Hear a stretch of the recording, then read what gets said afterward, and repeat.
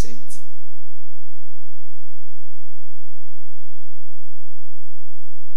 Du premier verset jusqu'au 22e verset. C'est une histoire que nous connaissons. Et la parole de Dieu, il faut toujours la lire. La bénédiction est toujours là. Je lis au nom de Jésus. La Bible dit ceci. Lorsque le roi habita dans sa maison et que l'Éternel lui donnait du repos, après l'avoir délivré de tous ses ennemis qui l'entouraient, il dit à Nathan le prophète, vois donc que j'habite dans une maison de cèdres et l'arche de Dieu habite au milieu d'une tente. Nathan lui répondit, va, fais tout ce que tu as dans le cœur, car l'Éternel est avec toi. La nuit suivante, la parole de l'Éternel fut adressée à Nathan. Va dire à mon serviteur David, ainsi parle l'Éternel, est-ce toi qui me bâtiras une maison pour que j'en fasse ma demeure? Mais je n'ai point habité dans une maison depuis le jour où j'ai fait monter les enfants d'Israël hors d'Égypte jusqu'à ce jour. J'ai voyagé sous une tente et dans un tabernacle. Partout où je marchais avec tous les enfants d'Israël, et je dis un mot à l'un des chefs d'Israël à qui j'avais ordonné de paître mon peuple d'Israël. Et je dis, pourquoi ne me bâtissez-vous pas une maison de cèdre? Maintenant, tu diras à mon serviteur David, ainsi parle l'Éternel des armées, je t'ai pris au pâturage derrière les brebis, pour que tu sois chef sur mon peuple, sur Israël. J'ai été avec toi partout où tu as marché. J'ai exterminé tous tes ennemis devant toi. Et j'ai rendu ton nom grand comme le nom des grands qui sont sur la terre. J'ai donné une demeure à mon peuple, à Israël, et je l'ai planté pour qu'il soit fixé et ne soit plus agité, pour que les méchants ne l'oppriment plus comme auparavant. Et comme à l'époque où j'avais établi des juges sur mon peuple d'Israël, j'étais accordé du repos en te délivrant de tous tes ennemis, et l'Éternel t'annonce qu'il te créera une maison. Quand tes jours seront accomplis et que tu seras couché avec tes pères, je lèverai ta postérité après toi, celui qui sera sorti de tes entrailles, et j'affermirai son règne. Ce sera lui qui bâtira une maison en mon nom, et j'affermirai pour toujours les trônes de son royaume. Je serai pour lui un père et il sera pour moi un fils. S'il fait le mal, je le châtierai avec la verge des hommes et avec le cou des enfants des hommes. Mais ma grâce ne se retirera point de lui, comme je l'ai retiré de Saoul, que j'ai rejeté devant toi. Ta maison et ton règne seront pour toujours assurés. Ton trône sera pour toujours affermi. Nathan rapporta à David toutes ces paroles et toute cette vision. Et le roi David alla se présenter devant l'Éternel et dit, qui suis-je, Seigneur éternel? Et quelle est ma maison pour que tu m'aies fait parvenir où je suis? C'est encore peu de choses à tes yeux, Seigneur éternel. Tu parles aussi de la maison de ton serviteur pour les temps à venir. Et tu daignes instruire un homme de ces choses, Seigneur éternel. Que pourrais-je te dire de plus, David? Tu connais ton serviteur, Seigneur éternel. À cause de ta parole et selon ton cœur, tu as fait toutes ces grandes choses pour les révéler à ton serviteur. Que tu es donc au grand éternel Dieu, car nul n'est semblable à toi, et il n'y a point d'autre Dieu que toi, après que ce que nous avons entendu de nos oreilles. Quelqu'un dit Amen. Voilà, le verset 22, c'est notre verset. La Bible dit, Que tu es donc grand éternel, Dieu.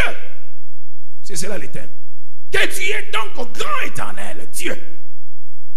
Voilà. En lisant ce texte, j'ai toujours lu cela par méditation, mais quand j'ai lu la dernière fois ce texte, je me suis dit, Seigneur, ce n'est pas possible. David arrive à une conclusion. Et sa conclusion, il dit que tu es donc grand, éternel Dieu. Dieu a toujours été grand, mais là, c'est une expérience, une autre expérience. David est en train d'expérimenter quelque chose de nouveau. L'histoire, vous connaissez, David avait pensé construire un temple à l'Éternel. Et déjà, la pensée était arrivée auprès de Dieu. Et Dieu a envoyé son serviteur Nathan pour essayer d'expliquer à David que depuis que j'ai créé ce peuple Israël, personne, même les dirigeants qui sont là, personne n'a pensé à faire ainsi.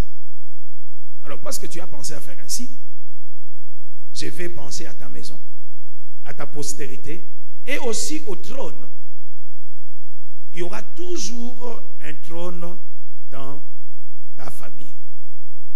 Et je verrai. Et alors, le Seigneur essaie d'insister pour dire à David que ça ne sera pas toi qui bâtiras la maison, ma maison, ça sera un qui sortira de tes entrailles. Et cet enfant-là sera un enfant pour moi, parce que je le châtierai ainsi, s'il fait du mal, mais aussi je serai avec lui. Ma grâce ne se retirera pas de lui, parce qu'il sera comme un enfant pour moi. Ça, c'est ce que David écoute de la part du prophète. Alors David, quand il a écouté toutes ces choses, il s'est dit, Seigneur, il est parti directement se présenter dans la maison du Seigneur. Il dit, mais Seigneur, tu as pensé déjà à ton serviteur. Tu as pensé à sa maison. J'ai vu cela, tu as délivré ton serviteur. Mais c'est encore si peu pour que tu penses encore à l'avenir de ce qui arrivera dans la maison de ton serviteur.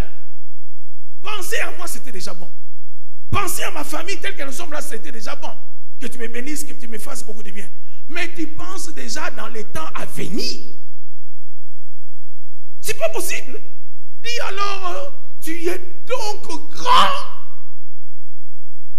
Voilà. Les thèmes que je donne là, je vais seulement essayer d'expliquer un peu pourquoi David, il dit, tu es donc grand. Pourquoi David arrive à cette conclusion? Mais je vais déjà commencer à vous dire, parce que vous savez, il y a les vendredis derniers, j'ai parlé sur un thème ici, Dieu est grand. Et dans ces thèmes, j'ai essayé un peu de dire que ce que nous devons savoir, c'est que Dieu est grand. Non pas seulement qu'il est grand par son nom, il est grand par ses œuvres, mais j'ai dit aussi que Dieu est celui qui accomplit de grandes choses. C'est ce que la Bible dit, il a accompli des grandes œuvres. Il a accompli des grandes œuvres. Mais j'avais aussi encore insisté dans le troisième point en disant que Dieu est celui qui donne de grandes choses à son peuple. Et j'avais dit que quel genre de catégories de personnes qui reçoivent de grandes choses de la part de Dieu. J'ai parlé de ceux qui aiment Dieu. La Bible dit que les seigneurs, les œuvres de l'Éternel sont grandes,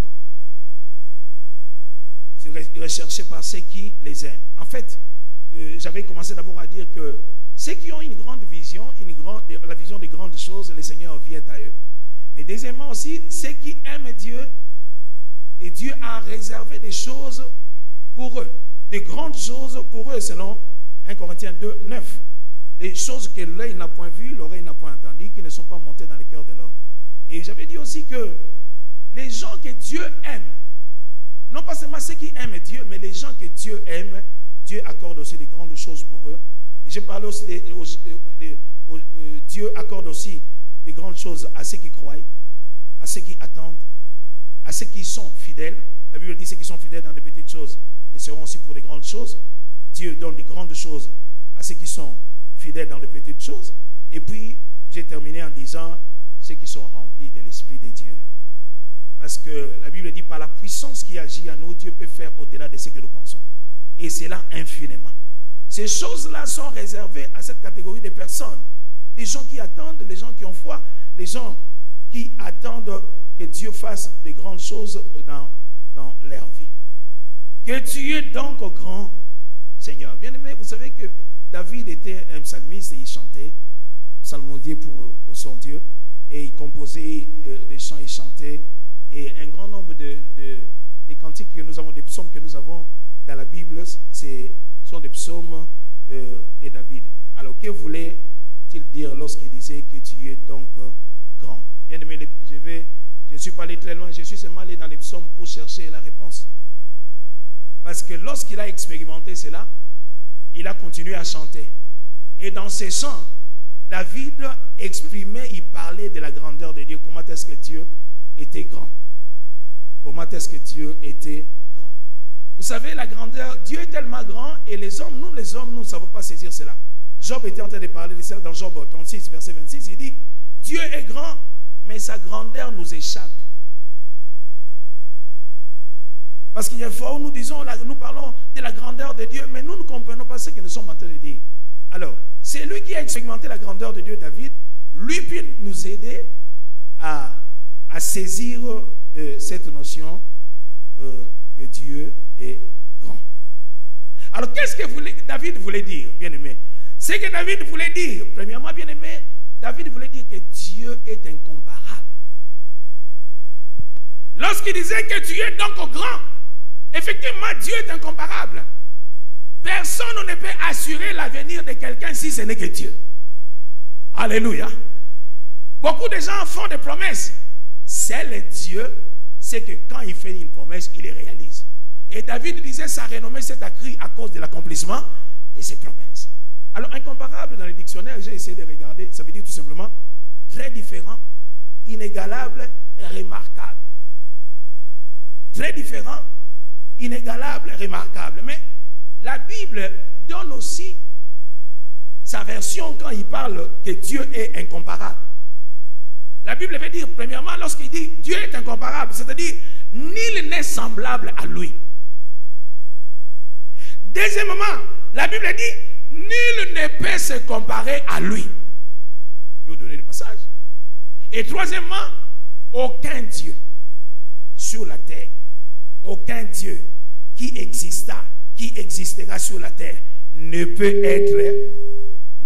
se comparer ou bien ne peut être comme Dieu.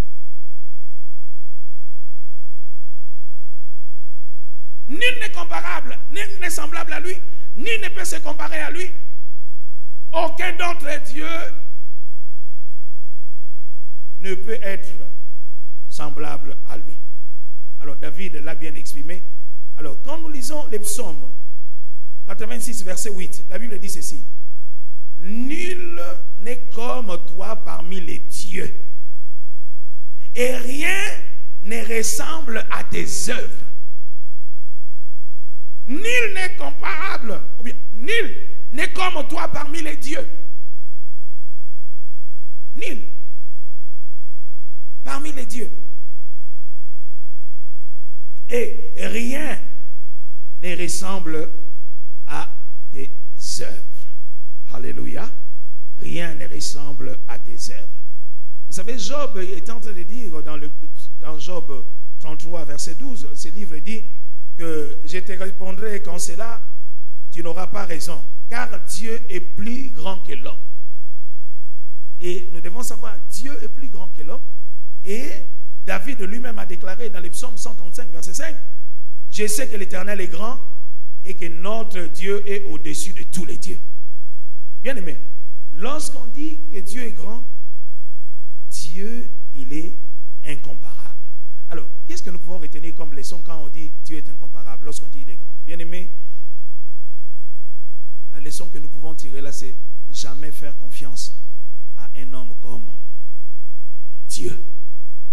Il ne faut jamais faire confiance à un homme, donner ta confiance à un homme comme vous donnez la confiance à Dieu. Jamais prendre un homme pour Dieu. Jamais prendre un homme pour Dieu. Et même vous-même, ne devenez pas Dieu pour vos frères. Ne devenez pas Dieu pour les autres. Il faudrait que tout le monde puisse faire toujours recours à vous. Si les gens font recours à vous, ça ne pose pas de problème. Il faut prendre aussi les requêtes de ces gens-là, amener ça à Dieu. Parce que vous, vous êtes un homme. Et moi, je fais toujours cette prière. Seigneur, je n'arrive pas à tout ça. Mais toi, tu es Dieu. Tu les as créés tous. Tu peux prendre soin d'eux. Il ne faut pas devenir Dieu. Et toujours les considérer, bien aimé la leçon, toujours les considérer comme l'unique. Il est le seul grand Dieu. Il est le seul grand Dieu. Le véritable Dieu, c'est lui. Le véritable, c'est lui. Romains 3, 4 dit ceci. Que tout homme soit reconnu menteur. Dieu seul, pris pour vrai. Si un homme vient au devant de vous dire que moi je suis Dieu, dites-lui tu es menteur. Tu es comme ton père le diable, menteur. Bien aimé, voilà ce que David voulait dire lorsqu'il disait tu es donc grand. Donc tu es vraiment incomparable. Personne ne peut se comparer à toi. Nul n'est semblable à toi, nul ne peut se comparer. Il n'y a aucun autre Dieu comme toi. Voilà ce que David voulait dire. Deuxième point, bien aimé, lorsque David dit que tu es donc grand, David conclut à dire Dieu, tu es magnifique. Lui-même va nous renseigner. Tu es magnifique. Le psaume 8, verset 1 dit ceci. J'aime bien, il faut dire cela en entièreté à la maison. L'Éternel, notre Dieu, notre Seigneur, que ton nom est magnifique sur toute la terre. Ta majesté s'élève au-dessus des cieux. Et le psaume 104, verset 1er au verset 2, il est dit ceci. Mon âme bénit l'Éternel. L'Éternel, mon Dieu, tu es infiniment revêtu d'éclat et de magnificence. Il s'enveloppe de lumière comme des manteaux. Il étend les cieux comme un pavillon. Mon âme bénit l'Éternel. L'Éternel, mon Dieu, tu es infiniment grand. Tu es revêtu d'éclat et de magnificence. Bien aimé, lorsqu'on dit l'Éternel est magnifique, c'est-à-dire revêtu de magnificence. Magnificence veut dire tout simplement quoi? Bien aimé, ça veut dire somptueux. Ça veut dire beauté pleine de grandeur. Notre Dieu n'est pas laid. Alléluia. Voilà, il n'est pas laid. Lorsque vous rencontrez le Seigneur, vous verrez que tout est beauté. Et David a expérimenté cela. Tout est grandeur et splendeur devant Dieu. Et pourquoi David est en train de dire cela? Mais il disait cela parce que il était dans sa maison. Il disait lui-même, il voudrait habiter tous les jours de sa vie dans la maison de l'Éternel. Vaut mieux un jour dans sa maison que 1000 ailleurs, là où il y a des ordures. Dieu n'est pas là. Donc la magnificence de Dieu, Dieu est grand, grandeur, splendeur. David a expérimenté cela. Alors la leçon que nous pouvons tirer là-bas, bien aimé, David, à cause de la splendeur, de la magnificence de Dieu, David a pris le temps de contempler Dieu. Il prenait le temps de contempler Dieu, la contemplation. C'est ce qui manque beaucoup aux enfants de Dieu. Ils prient comme ça, vite, vite, vite, et puis ils passent. Demeurer dans la présence du Seigneur, regardez le Seigneur. Beaucoup d'enfants de Dieu, quand ils viennent seulement dans la présence du Seigneur, il faut qu'ils demandent quelque chose. Prenez aussi le temps de rester avec le Seigneur assez longtemps, parler avec lui, dites-lui que tu es beau. Il suffit de regarder ce qui se passe tout autour de nous, de regarder ce que Dieu a créé tout autour de nous. Les arbres, les cieux. Mais pourquoi ne pas les louer, l'adorer à cause de cela? Comment tu manques de mots lorsque tu vois le soleil sortir? Comment tu manques les mots lorsque tu vois les étoiles? La contemplation. Que tu es donc grand. Et regarde, non, c'est pas possible. Tu as créé beaucoup de choses, tu as fait beaucoup de choses, tout ça. Mais tu viens encore penser à ton serviteur pour les jours à venir, à ses enfants. Oh! Que tu es grand. La contemplation, bien aimé, la contemplation. Bien aimé, les enfants de Dieu, nous sommes enfants de Dieu. Nous devons apprendre à contempler l'œuvre de la croix. Lorsque nous sommes dans la présence du Seigneur, contempler.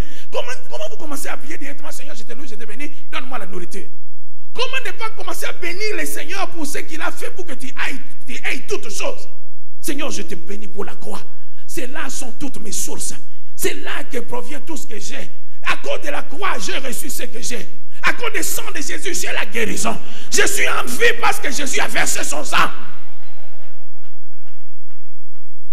La contemplation. C'est cela. C'est cela lorsqu'on dit qu'il est magnifique. Regardez ce que Dieu a fait. Regardez ce que Dieu a fait. Vous savez, il y a des fois quand vous jetez un grain, comme les grains d'haricots, et le lendemain, ça bourgeonne déjà. Vous posez la question, mais qu'est-ce qui se passe? Dieu est tellement merveilleux. Voilà. La Bible dit ceci. J'ai déjà lu les passages. Les psaumes, que ton nom est magnifique. Alors lorsque David dit que tu es donc grand, troisièmement bien aimé, David dit Dieu est redoutable. Dieu est redoutable. David a expérimenté que Dieu est redoutable. Alors lorsqu'on dit que quelqu'un est redoutable, c'est quelqu'un qui est à craindre fortement. Il est redoutable, c'est-à-dire il inspire même la peur à ses ennemis. Ce n'est pas n'importe qui. Et Dieu avait donné à David les repos. Dieu a essayé de parler de cela et David a repris cela encore dans sa prière. Que David était toujours un homme, un combattant. Mais à un moment donné, Dieu, après avoir accompli les choses de Dieu, Dieu dit, non, non, mon fils, maintenant je te donne du repos. Le Seigneur lui donne une maison, le Seigneur pourvoit à ses besoins. Commencez d'abord à travailler pour le Seigneur, vous verrez ce que le Seigneur va faire. Il te donnera du repos. Quelqu'un dit Amen. Et le Seigneur a donné du repos à son serviteur. Et David, lorsqu'il a vu encore le Seigneur, ce n'était pas encore suffisant. David dit, non, ce n'était pas encore suffisant. Tu penses encore aux jours futurs et à la postérité de ton serviteur. Oh, que tu es donc grand. Ça veut dire, tu es donc redoutable. Toi, on doit te craindre. Et on ne doit pas n'importe comment, fortement. J'aime bien ce que David lui-même, il dit dans les psaumes 47, verset 3, il dit, car l'Éternel est très haut et redoutable. Il est un grand roi sur toute la terre. Et puis le psaume 66, verset 3, il est dit ceci, dites à Dieu que tes œuvres sont redoutables. À cause de la grandeur de ta force, tes ennemis te flattent. Alléluia. À cause de la grandeur de ta force, tes ennemis font quoi? Ils te flattent. Il est tellement redoutable que ses ennemis viennent dire, s'il vous plaît. S'il vous plaît. Un jour, j'étais en train de venir à l'église et j'ai rencontré une maman. Et cette maman était réputée des œuvres des ténèbres. Elle était réputée. Mais elle venait à l'église. Nous tous nous connaissions. Mais cette maman venait avec un enfant malade à l'église, en train de pleurer. Et moi, je l'ai rencontré en cours de route. J'ai dit, ah, même eux aussi, ils ont de tels problèmes. J'ai dit, donnez-moi l'enfant. J'ai pris l'enfant. On s'est amené jusqu'à l'église. La louange a commencé jusqu'à je priais avec l'enfant. La louange a commencé jusqu'à ce que je voulais monter pour prêcher. L'enfant était déjà guéri. J'ai remis à la maman. J'ai dit, même les ennemis de l'Éternel viennent flatter. L'Éternel est redoutable. Il est redoutable. On le craint. Alléluia. Voilà. Alors, si ses ennemis les craignent, et nous qui sommes son peuple, devons apprendre à craindre l'Éternel. Vous faites n'importe quoi comme vous voulez, comme si Dieu n'existait pas. Ce que vous faites là en cachette, vous voyez que Dieu ne voit pas.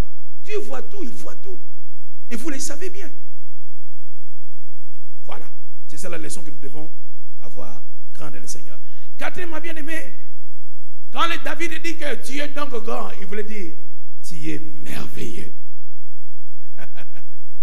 Ce que je vais dire ici, ce ne sera pas la fin parce que David a dit beaucoup de choses. Je n'ai pris que quelques points. Tu es merveilleux. Bien aimé, lorsqu'on parle que Dieu est merveilleux, ça dit que le Seigneur notre Dieu, il cause une plus grande admiration à cause de ce qu'il fait.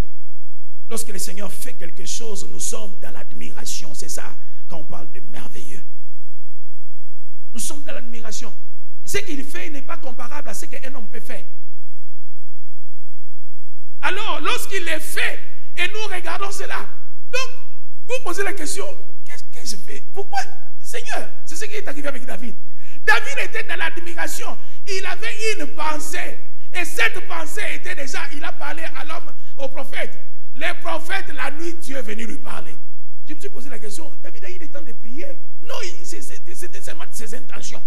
Oh, que le Seigneur bénisse tes intentions, tes bonnes intentions pour la parole de Dieu, tes bonnes intentions pour l'œuvre de Dieu, tes bonnes intentions pour l'avancement de l'œuvre de Dieu. Ces bonnes intentions, bien aimé, le Seigneur a pris cela comme une prière. Et puis, ce qu'il a dit à David, David était dans l'admiration. Il dit, oh, non, que tu es donc grand. Donc, quand nous disons que Dieu est merveilleux, ça veut dire que ce qu'il fait nous lance dans l'admiration. Ce qu'il fait nous lance dans l'appréciation. Nous apprécions ce qu'il fait. J'aime bien quelqu'un, j'ai écouté, en train de dire, Seigneur, j'apprécie ton œuvre. J'apprécie ce que tu fais. J'apprécie ce que tu as fait avec moi ce soir. J'apprécie. Je dis, oh, ça c'est un mot merveilleux. Dans l'admiration. Le Seigneur fait quelque chose, vous minimisez ça déjà. Le Seigneur vous a déjà protégé, vous a donné la vie, vous dites, Seigneur, si c'est comme ça, je vais claquer la porte à l'église. Ah. C'est que le Seigneur te donne, tu es en vie. Voilà. Merveilleux. Alors, si Dieu est merveilleux, ça veut dire que nous devons apprécier son œuvre. La leçon que nous pouvons trouver, apprécier son œuvre. Nous devons publier ses œuvres parce que vous ne pouvez pas garder quelque chose que Dieu a fait de merveilleux chez vous. Vous devez publier ses œuvres, témoigner ses œuvres, proclamer sa grandeur. Qu'est-ce que la Bible dit dans le psaume 40, verset 6? Tu as multiplié, l'Éternel, mon Dieu, tes merveilles et tes desseins en notre faveur. Nul n'est comparable à toi. Je voudrais les publier, les proclamer, mais leur nombre est trop grand pour que je les raconte. Le psaume 46. Leur nombre est très grand pour que je puisse les raconter. Tu as fait des merveilles. Alors moi j'ai pris la décision de les publier. Alors cet homme, il dit, mais j'aimerais bien publier, mais la quantité de ce que tu as fait. Non. Leur nombre est tellement grand. Oh, tu es incomparable. Nul n'est comparable à toi. C'est ce qu'il dit. Nul n'est comparable à toi. Je voudrais les publier. Mais c'est tellement grand. Toi-même, comme tu es en vie là, tu ne peux pas dire au Seigneur, même pas publier, dire aux autres, regarde, Dieu m'a porté, il m'a gardé en vie. Dire, je les remercie pour ça. Il y a certaines personnes qui n'attendent que ça pour donner leur vie au Seigneur. Publier ce que le Seigneur a fait. Regarde ce que Dieu a fait. Il m'a réveillé. Je n'étais pas en bonne santé, mais le Seigneur m'a donné cela. Oh, il est merveilleux. Et la personne sera étonnée. Tu loues le Seigneur. Alors un jour, il aura aussi envie de venir. Publier. Nous ne devons pas garder ce que Dieu a fait pour nous. Quelqu'un dit Amen. Nous ne devons pas publier. Regardez ce que la Bible dit dans Luc 9, 43. Et tous furent frappés de la grandeur de Dieu. Quelqu'un écoute cela? Et tous furent frappés de la grandeur de Dieu. Tandis que chacun était dans l'admiration de tout ce que faisait Jésus. Frappé par la grandeur de Dieu, et tous étaient dans l'admiration. Ils disent, oh, c'est encore merveilleux. Il a quelqu'un malade, oh, l'aveugle au recouvert là, oh, c'est merveilleux. Mais vous, quand le Seigneur fait quelque chose, tu es toujours là. Ouvre la bouche, parle, reste dans l'admiration, bénis le Seigneur. Bénis le Seigneur.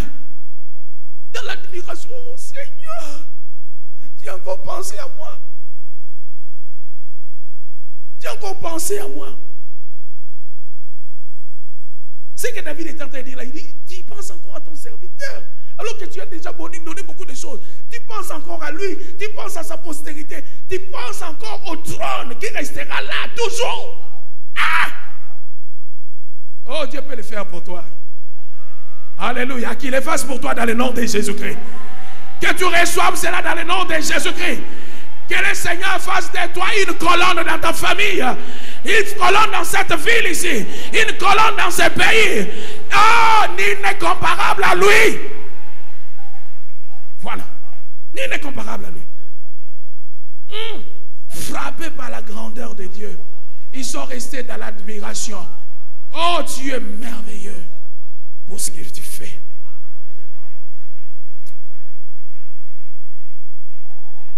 Cinquièmement, lorsque David dit que tu es donc grand, bien aimé, David voulait dire seulement que Dieu, tu es puissant.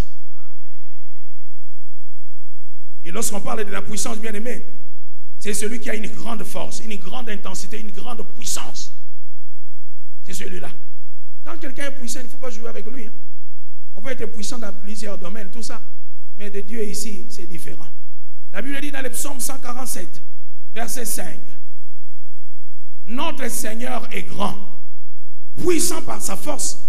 Son intelligence n'a point de limite. Et Job 36, verset 22 dit ceci. Dieu est grand par sa puissance. Qui saura enseigner comme lui? Job 36, verset 22. Dieu est grand par sa puissance. Bien-aimé, notre Dieu est puissant.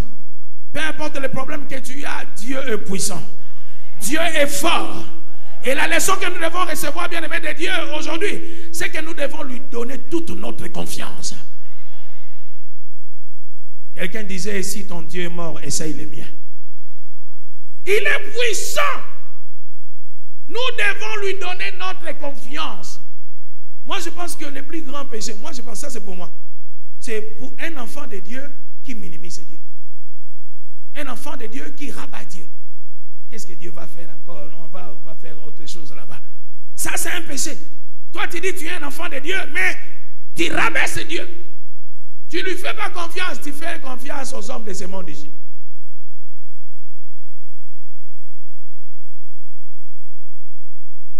Dieu est grand.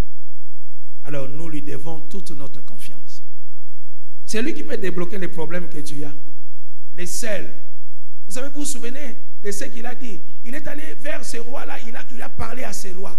Ces rois ne pouvaient pas dormir pour la situation des enfants d'Israël. Ils ne pouvaient pas dormir. Et puis il s'est réveillé, ce roi. Il a commencé à consulter les archives. Il a trouvé qu'il y avait un homme qui lui avait sauvé la vie. Et il était dans des doutes. Est-ce qu'on lui a récompensé? Il appelle ses valets, dit, est-ce qu'on a récompensé? Non, non. Il dit, alors, il appelle son ennemi. Qu'est-ce qu'on peut faire à un homme qui a fait du bien au roi? Il pose la question à son ennemi. Et son ennemi dit ce qu'il avait dit de valeureux. Il dit, alors, c'est toi qui vas prendre le cheval et lui sera déçu. Il est tellement puissant pour aller jusque-là. Jusque-là. Donc, quelqu'un ne dort pas. Personne ne dormira pour ton problème. Et il y a quelqu'un qui ne dormira pas pour ton problème. Jusqu'à ce qu'il puisse résoudre ce problème dans le nom de Jésus. D'ailleurs, notre Dieu, lui, ne dort ni ne sommeille. Il veille sur nous. Voilà. Nous lui devons toute notre confiance. Quelqu'un dit Amen. J'aimerais bien terminer par ce point ici. Je vous ai dit, la liste est longue. Mais ce que j'ai trouvé là, c'est très important. Je pense que si nous prenons cela, ça va nous aider. Que tu es donc grand, notre Dieu. Dieu est majestueux. Majestueux. Je voulais terminer par cela. Majestueux. Et lorsqu'on parle, vous savez, quand on parle de majestueux, ça veut dire grandeur suprême. Grandeur suprême. Donc quand on dit qu'il est, c'est les majestés, il est majestueux, c'est-à-dire il a la grandeur, cette grandeur est suprême. Et vous savez, ce titre-là, toujours majesté, c'est donné toujours à des rois, à des empereurs, à ceux qui dominent. Ce n'est pas n'importe qui. Ce n'est pas n'importe qui. À des rois. Et notre Dieu, vous savez que notre Dieu, c'est le roi des rois. Alléluia. Il est le roi des rois.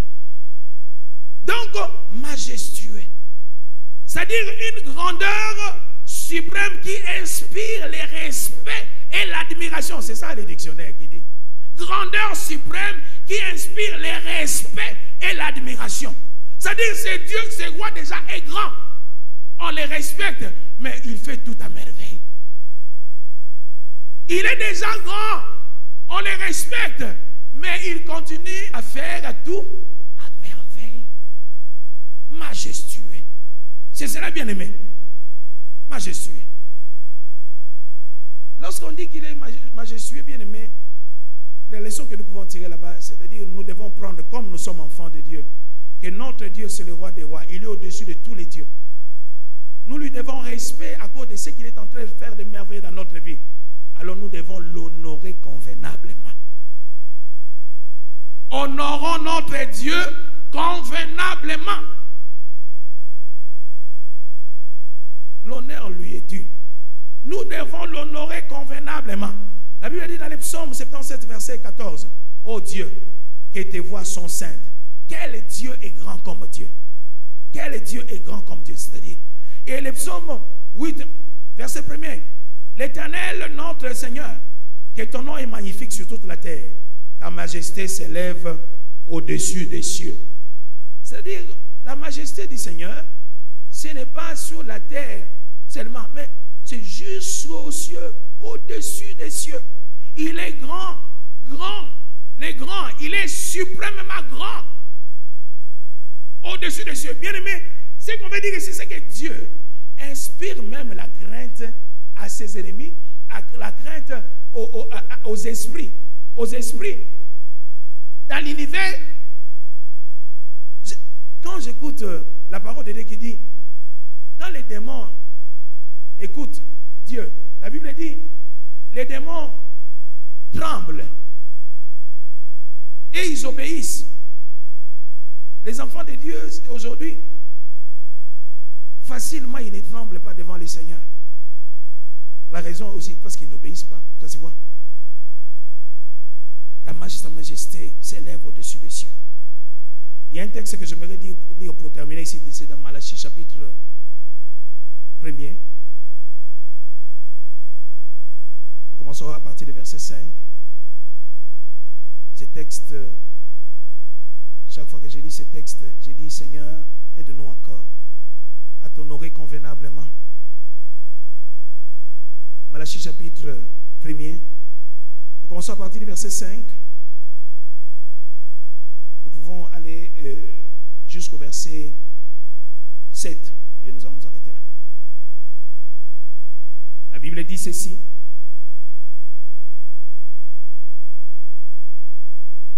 Commencez par le verset 4 pour les contextes. La Bible dit ceci. Si Édom dit, nous sommes détruits, nous relèverons les ruines. Ainsi parle l'Éternel des armées. Qu'ils bâtissent, je renverserai. Et on les appellera pays de la méchanceté. Peuple contre l'Éternel et irrité pour toujours. Vos yeux les verront. Et vous direz, grand est l'Éternel par-delà les frontières d'Israël. Donc Dieu n'était pas seulement grand en Israël, mais même au-delà des frontières, il était toujours grand. Le verset 6. Un fils honore son père et un serviteur son maître. Si je suis père, où est l'honneur qui m'est dû? Si je suis maître, où est la crainte qu'on a de moi? Dit l'Éternel des armées. À vous, sacrificateurs qui méprisez mon nom et qui dites, à quoi avons-nous méprisé son nom? Vous offrez sur mon autel des aliments impurs et vous dites, à quoi avons-nous profané? C'est en disant que la table de l'Éternel est méprisable. Je vais m'arrêter là. Bien aimé, si je suis, le Seigneur dit, si je suis père, où est l'honneur? La Bible, les fils honorent, un fils honore son père, un serviteur son maître. Mais si je suis père, parce que notre Dieu c'est notre père, par la révélation du Nouveau Testament c'est notre père, où est l'honneur qui m'est dû? Si je suis maître, où est la crainte qu'on a de moi? Voilà. Je viens de parler qu'il est grand. Mais il ne peut pas être grand dans notre vie si nous ne l'honorons pas convenablement. Si nous ne l'honorons pas, comment il est grand? Comment nous allons voir cela? David a pris le temps d'honorer le Seigneur son Dieu. Et son Dieu est venu pour confirmer ce qu'il avait pensé depuis longtemps. Quelqu'un dit Amen. J'aimerais que tu te lèves là où tu es pendant une minute. Que tu regardes quand même dans ta vie si tu honores le Seigneur convenablement.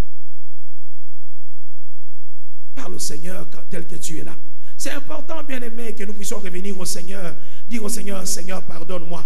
Parce que dans la plupart des cas, je ne le fais pas. Je ne t'honore pas comme il faut. Est-ce que Dieu est grand pour toi? Est-ce que tu vois Dieu au-delà des hommes de ce monde? Ou bien pour les hommes de ce monde, tu as de la crainte. Tu honores les hommes de ce monde. Mais Dieu, tu ne sais pas l'honorer. Tu ne viens que le dimanche, la semaine. Tu as le temps, mais tu ne viens même pas. Lorsqu'on adore les